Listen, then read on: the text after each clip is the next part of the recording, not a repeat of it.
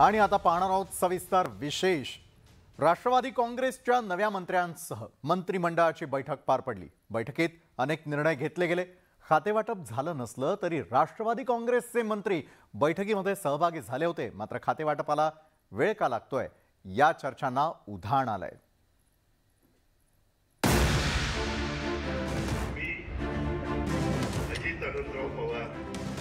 अजित पवारांसह राष्ट्रवादी काँग्रेसच्या 9 आमदारांनी मंत्रिपदाची शपथ घेतली।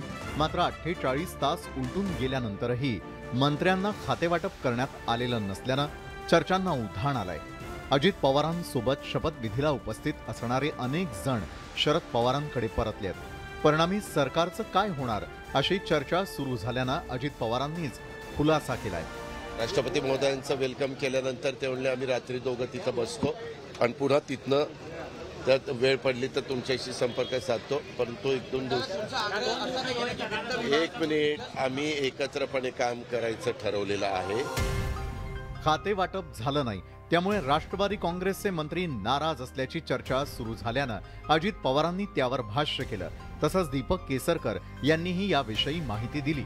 त्या कुठलीही नाराजी नाही, त्या संदर्भामध्ये कुठलीही अडचण मला तरी वाटत नाही। उरलेल्या ज्या 14 जागांच्या मध्ये ज्याला त्याचा शपथविधी होईल त्याला इच्छुकांचा प्रश्न सुद्धा सुटणारच आहे। परंतु सरकार अधिक मजबूत होणं, सरकार अधिक गतिशील होणं हे सगळ्याच आमदारांची इच्छा आहे।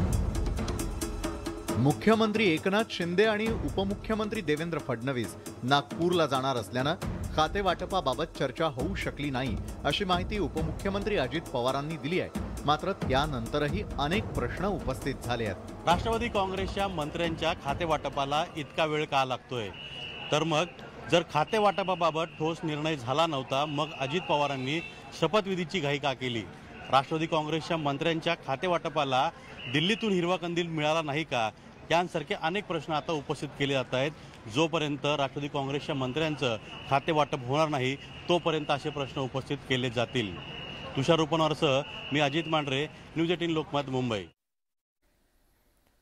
राष्ट्रवादी काँग्रेस